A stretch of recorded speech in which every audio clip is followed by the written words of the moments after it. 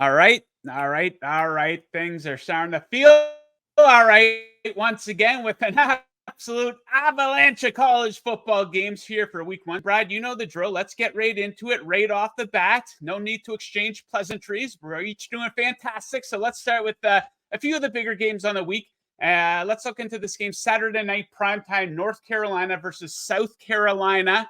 You like a bet on the total. What are you looking at here? Yeah, let me preface by saying just because they're the biggest games of the week doesn't necessarily mean they're the best value of the week. So, as far as this one goes, I've seen the market bet the over in this game. And, I get it on the surface. North Carolina's got a really good quarterback, Drake May, going to go top 2 pick in the NFL draft. North Carolina's defense is terrible. South Carolina finished last season red hot with Spencer Rattler. I just think personnel wise for this game, I like under 64 here. And here's why. Number one, North Carolina. Expectation was they weren't going to miss a beat offensively. They got an outstanding wide receiver in the transfer portal in Tez Walker, but he's ineligible. And so they've had to really, as far as formations and scheme wise, if you've listened to the practice reports the last couple of weeks, that this is a team that's maybe going to be a little bit more run heavy in this game than initially expected. And then on the other side, boy, I think South Carolina, when you look at them personnel wise, I'm not wild about Spencer Rattler. He's a guy that, caught fire against Tennessee and Clemson at the end of last season. Other than that, was relatively inconsistent. And I'm here to tell you, talent-wise, I think North Carolina's defense is better than expected. So let's go under 64, especially with the new clock rules. I'm not sure that the market's fully grasped how much these clock rules are going to, affect a game like this. Okay, let's move to the Sunday nighter, a rare Sunday night college football game. It is a big one. LSU at Florida State. Florida State, a 2.5-point home dog. What do you like in this one?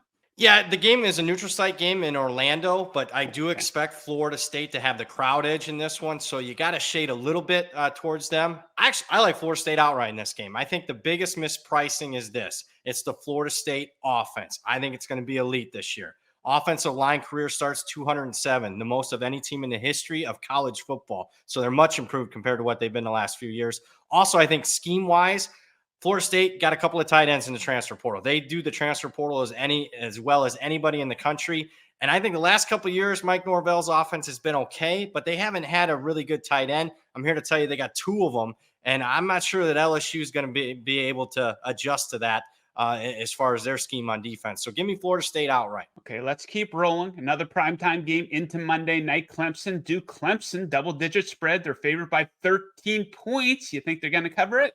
I do. I expect Clemson to cover the margin here. I know it seems a little high, but I think Duke's a little overrated in this regard.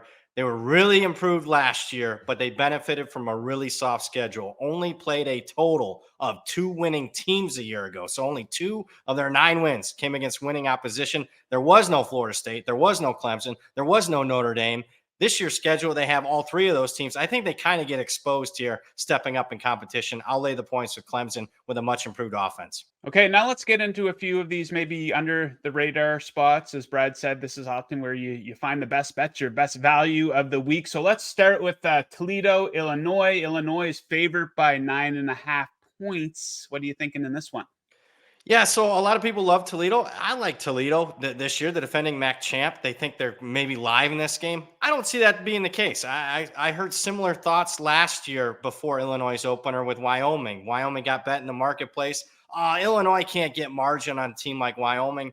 Yes, they can. I don't think people understand what Illinois is fastly becoming under Brett Bielema. They are becoming what Bielema was at Wisconsin, a good bully team. So when they can win at the line of scrimmage and bully you in the trenches, and I expect that to be the case, then these types of point spreads just get extended in the second half as they continue to run down the opposition's throat.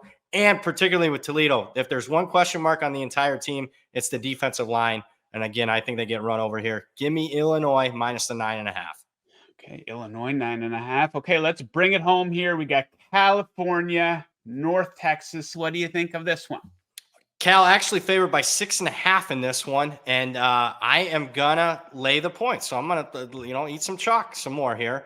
I think the mispricing is twofold here. Number one on Cal, bring in a ton of transfers, 21 transfers. I think at a place like Cal, you don't think they can bring in a bunch of transfers because it's a high academic type place. Well, they have, and they're a lot of high impact type transfers. So I think this is a much improved team compared to what they were the last 3 years when COVID really hurt this program. Keep in mind, during COVID, they couldn't even work out in their own workout facility. They had to move their weight room to the field so they can work out outside. I think that really detrimented this program. On top of it, North Texas, first-year coach, lost a lot of key players, and I think most importantly, lost key players post-spring. 3 of their best players transferred out post-spring. Market is not fully grasping that. I'll lay the points here with Cal, even in 100-degree heat in Texas, -6.5. There we go. Gonna be a hot one. Okay, in and out, 5 picks in about 6 minutes there for Brad. We don't beat around the bush here at Cover. So that does it for Brad's looks at week 1's games. But Brad will be back with us next Thursday again to take a look at week 2. Guys, if you like this video, it's easy to let us know. Just hit that like button right down there. Hit that subscribe button right down there as well. Lots of great content here on the Covers YouTube channel. We thank Brad for joining us. We thank you, dear viewer, for watching. Best of luck with your bets. We'll see you next time.